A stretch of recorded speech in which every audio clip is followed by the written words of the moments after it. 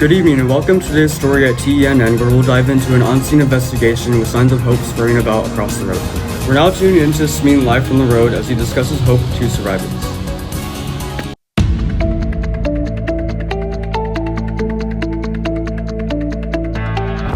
Hey Michael, for a long time we believed that there was nothing in this world except for despair. But the story of this father and his son show that there may be hope left in this world. We now come to interview this boy and his father. Tell me, boy, how's the world treating you? I see that the world is dark, and a lot of people are scary. I do like the cola that I drink with my dad, and the stories he tells me. I miss my mom, but I realize that I can't leave my dad, and he can't do the same either. It's good to hear that even while living in a desolate world, you and your father have found hope. Now let's hear from his perspective. Tell me, how has the world been treating you? To be honest, the world has been a constant series of hardships that have cost me a great loss of hope. I wake up every morning trying to push myself to protect my son from the dangers of the new world. My son's really the only thing keeping me moving along this road. He's been my source of light and a reminder of God's existence. My wife, who is no longer here with us, had suffered from a loss of hope and proposed ending our lives together to escape a more brutal fate. I couldn't accept this proposal because I wanted to persist for the sake of my son. You just don't know what might be down the road, and I'm determined to carry the fire on this path with my son for the sake of humanity. That sounds good to hear. It sounds seriously intense to keep a child around for so long when you could have easily thrown your lives away. Keeping that in mind, do you believe that it is your obligation to keep him alive, or are you doing this for the sake of your survival? Yeah, it has been very intense. It's impossible to define what's been keeping me going on this path and not taking what his mother took, as those dreams at night constantly remind me of what I lost and what I have now. Despite this, it simply comes down to the saying, if the boy is not the word of God, then God never spoke. He's the fire that keeps my engine running, and to keep him alive is not really an obligation, but a necessity to my survival and my humanity. Without my boy, there's no doubt I'd join the other people in their cruelty and moral darkness. This is all fascinating to hear. Good to see how some people can still carry the torch of humanity's hope.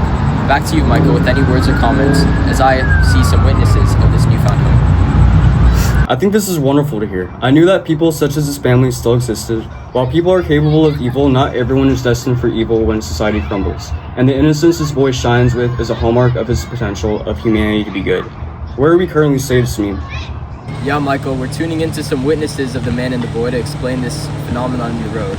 Here we have Eli, an old man that claims to have seen a ghost.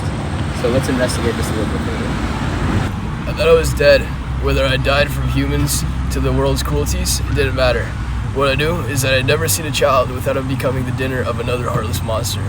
When he gave me those cans of fruit and decided to listen along, I realized the world, despite its desolate hopelessness, is still trying to survive. While it may never happen where we make a full recovery, it was nice to see that we're still somewhat alive.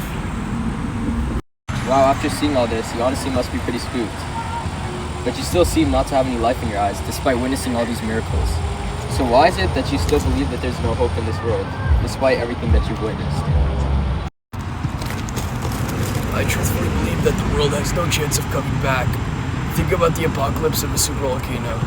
When the ash falls, shuts out everything and makes it hard to breathe. As your lungs collapse and your skin grows cold from the lack of sunlight, you realize with these conditions that society can no longer exist under this atmosphere. Civility will never return as we know it. And with these miracles, while they can happen, in my short lifespan, we will never see the return of it, nor will we see it in the future generations after us. Interesting. Back to you, Michael, as I tune in on another family exiting the forest. That's definitely a way to think about it. Despite his points, I wholeheartedly disagree though.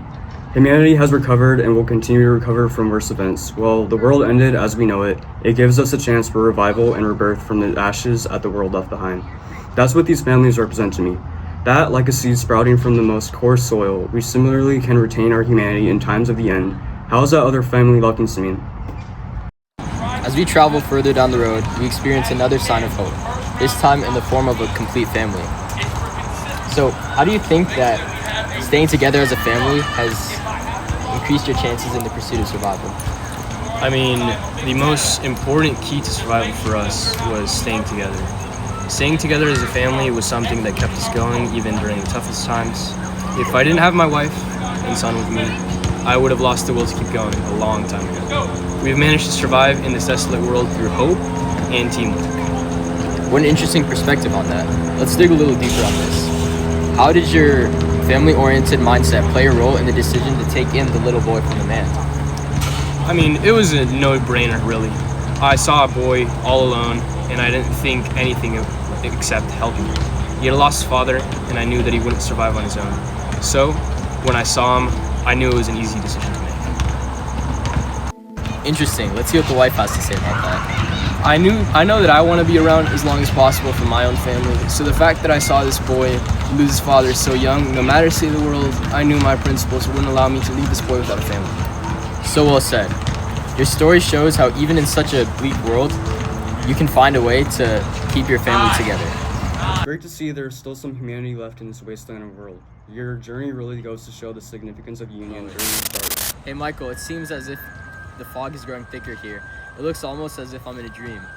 There seems to be a lady with fogs and fireflies swirling around her. Back to you as I investigate this further. Yeah, I'm not really seeing what you're seeing here, Samin. Are you sure you're okay? I'll describe what I'm seeing to you guys back in the studio. It appears as though a woman, who can only be described as a pale bride, is coming closer to me. I believe she may be trying to tell me something. This land is not strange to me at all. This land is what the world should have been before the graces of God left us behind. This rich green grass, the refreshing cloak of fog, it all is what we chose to leave behind in the name of survival. A choice taken when we could have stayed complacent in the Garden of Eden. What made you choose to leave this land behind in the name of survival? If there is anything you feel that you wish to have done differently? Before the ash, I was a woman with a husband and son. Union filled the air when the days went colorless. Unlike my husband, I could no longer cling to the world around us, waiting for the end to come. I chose silence and took my chance to escape before the world had taken what little we had left.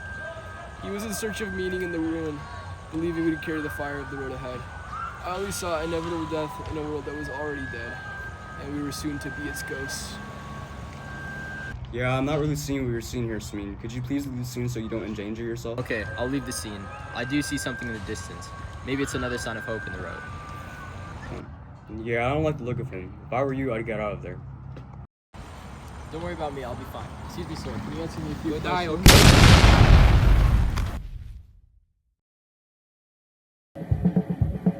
Joe Rogan Podcast, check it out. The Joe Rogan Experience. Train by day, Joe Rogan Podcast by night, all day. People forget, man. John Jones developed a spinning back kick at 36. So, moving on. Do you eat babies?